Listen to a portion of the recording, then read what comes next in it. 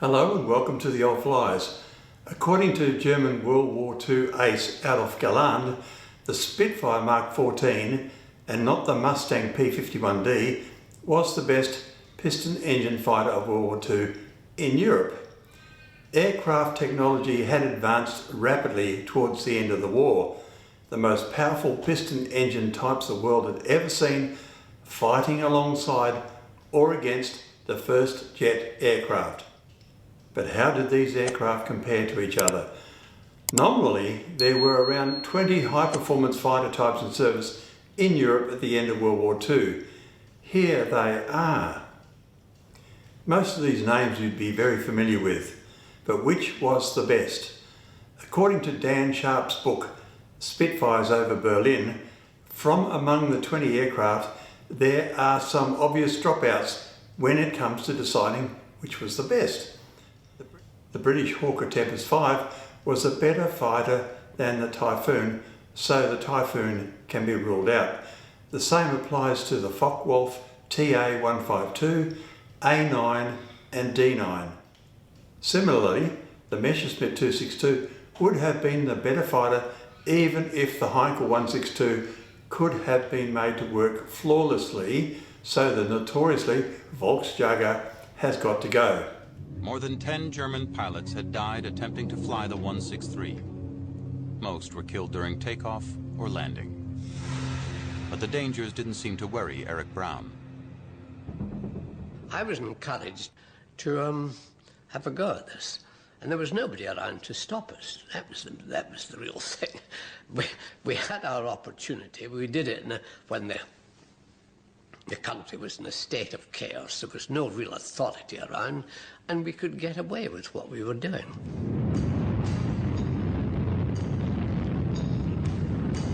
The noise really was ear-splitting, and one felt, as you sat in this, with this aircraft rocking under this power, it was like unleashing an atom bomb, I think.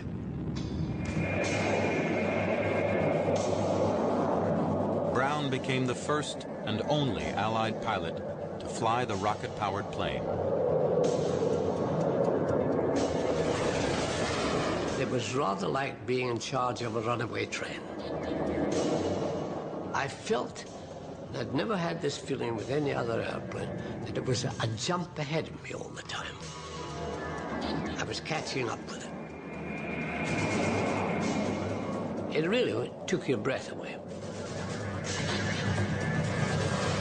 The Messerschmitt endurance was too brief to make it an effective fighter, so it can be also taken out of contention.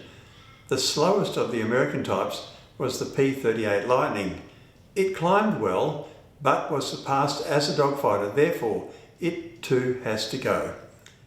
Though they were good at low-level fighting, they were not superior to the most exceptional of their contemporaries, so all three of the Soviet types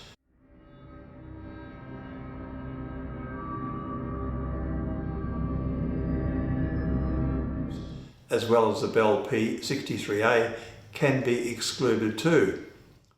This leaves the top 10 of the Tempest 5, Spitfire 9 and 14, Meteor F3, P-47 Thunderbolt, P-51 Mustang, P-80 Shooting Star, Messerschmitt 262A1A, TA-152 and the Bf-109K. The non-operational Meteor F3 and P-80 can probably be ruled out too due to ongoing development issues. The Bf-109K could not be said to have surpassed the TA-152 in performance.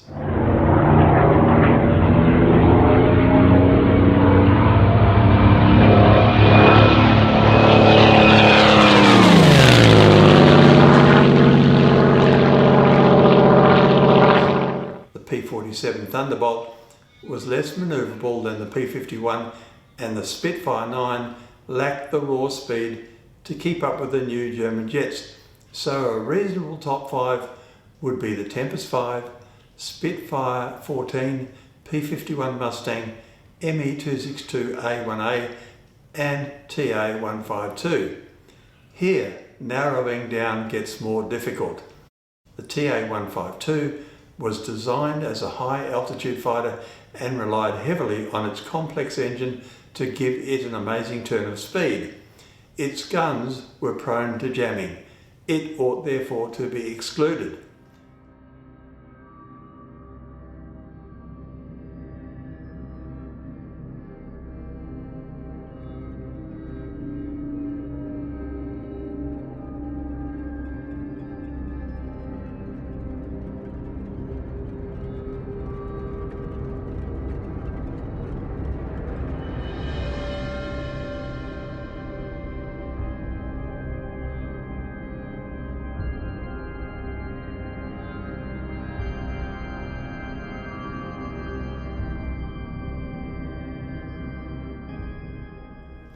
The Tempest 5 was fast and deadly, but it lacked performance at high altitude and straight line speed.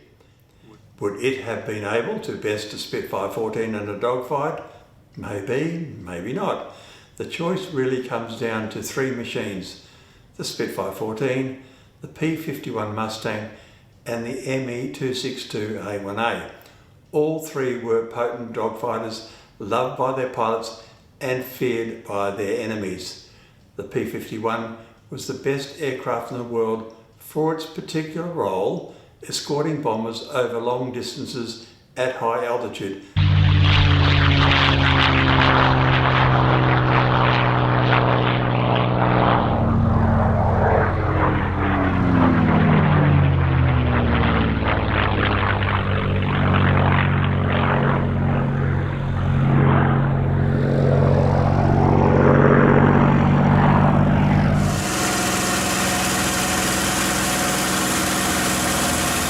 But was it the best fighter of the three finalists?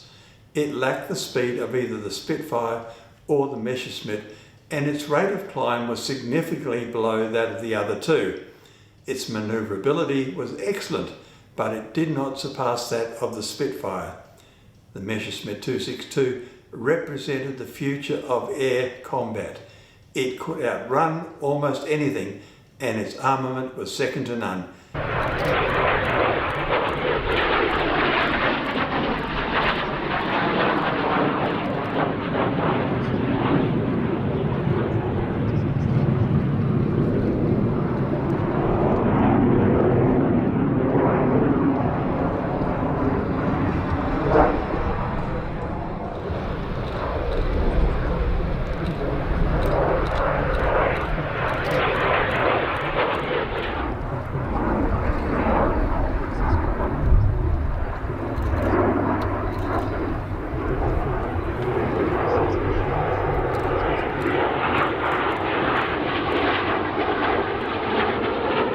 Yet, it had serious problems in operational service.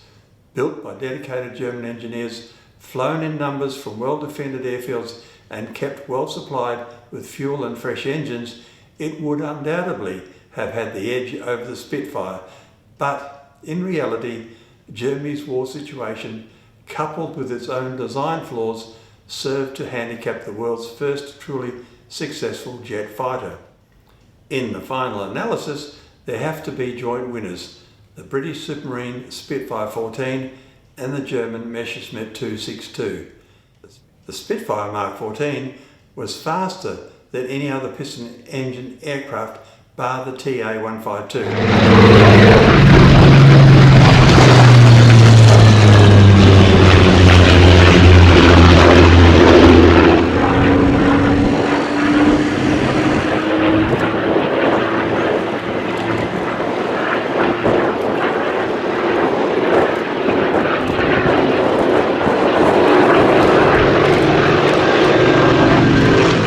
Maneuverability was outstanding.